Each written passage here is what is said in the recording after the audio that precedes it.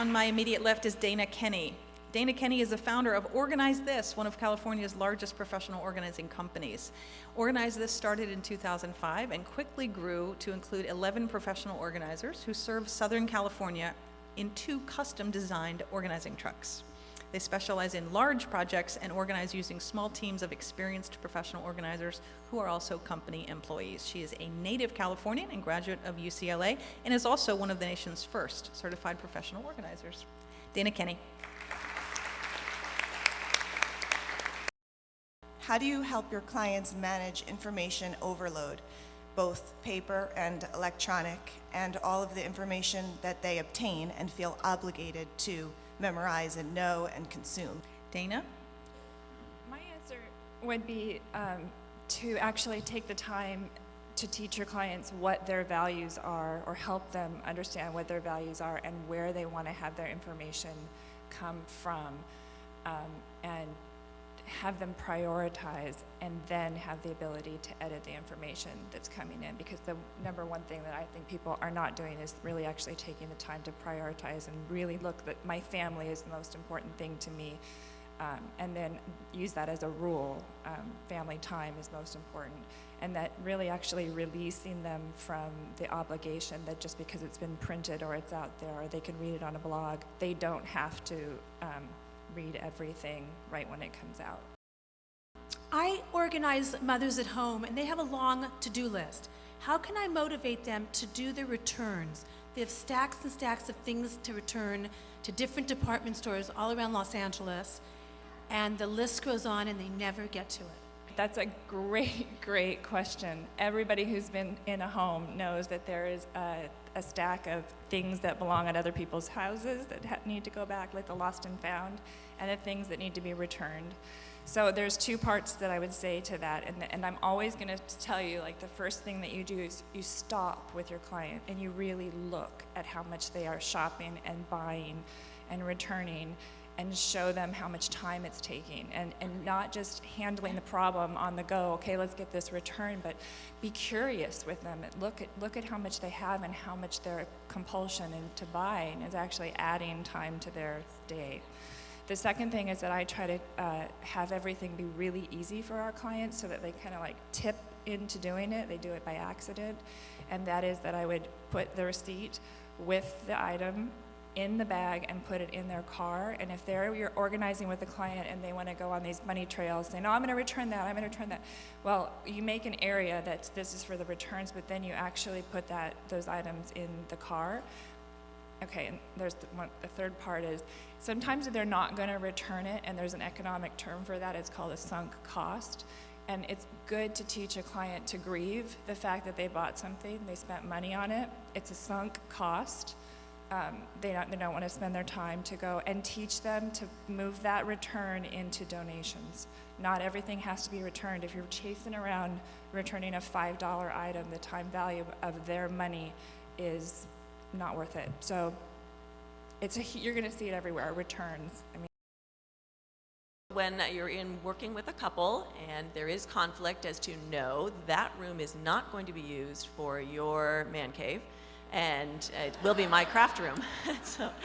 So when you're standing there as the organizer and you have a fractious couple escalating, how do you handle a situation such as that? In terms of couples conflict, when you're out and you're doing your needs assessment or you're doing your consultations, you're going to run into, or we all do, couples having conflict right in front of you and pointing fingers and saying, that it's her fault or her fault. And that's something that it happens all the time, actually. And I would say that to back away and like in a narration of saying, what I'm hearing you say is, and then you try to repeat back, and you actually, we're not therapists, but you try to actually, I don't separate them. I actually let it happen right in front of me. And sometimes they'll actually start talking about something that they haven't talked about in years, but just having me safely there saying, I'm hearing you say this. Is that what you're trying to say? And then repeat it so that the wife can hear it. And then I would also encourage you, we're the professionals, and it's be brave, be bold. If you really have a good idea, or like the lady before that asked about shopping and returning, don't just solve say what you think, that there might, have you ever considered there might be a shopping problem? If you're seeing an arguing couple, suggest, have you ever considered marital counseling? Like, offer them tools, have a therapist card in your toolkit. My question is, if you have a team of organizers, are you employing them or do you hire contractors? Okay, well, Dana, you're the team person here on this, so why don't you take that? The law about organizers or having a team is pretty clear. If they're using your supplies, showing up and doing work for you under your business name, that they really are your employees. And I can't tell you how much I really would have liked to have it be that I just hired subcontractors and just didn't have to take care of workers' comp and everything like that. I just went off on tell me the question again. If you have a team, are you using employees and subcontractors? And I think Pamela wanted to also know why. Okay, so you would be definitely the proper way to do it if they are organizing under your business name is that you have them as employees. I also am a fan of having employees because then you actually have you have one team, one chief, one method, one way that things are being done. And if you're having subcontractors, you're kind of gathering in people saying, oh, can you come and work for me on Wednesday? But there's so much of a learning curve during that time that the client really is aware of. So right from the start with me, I hired employees and trained them in the way that organizethis does it. And I have to say, I also think it's the wave of the future is team organizing.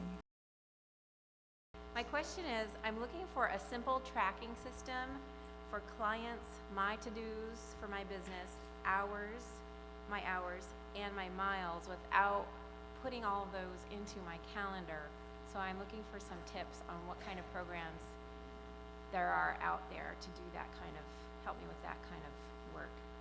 Dana, I'm going to go to you quickly because you're a Mac specialist, so let's hit that one quick. I'm like all Mac all the time, Mac Daddy. Sorry. We run our business on Google Apps and we use Macs. And the calendar system, the client, you can use your address book as a client. This is just, I mean, we're pretty large, but we still run on a Mac with Mobile Me, syncing with Google Apps. And it's fantastic. I have an iPhone, everything syncs with my iPhone. I have an app on my iPhone that I should keep track of my mileage, but I don't. Don't say that to anybody. Yeah, Mac is so, and it's easier to move from PC to Mac now, and it's just thoroughly, fabulous. I want to marry Mac, whoever he is.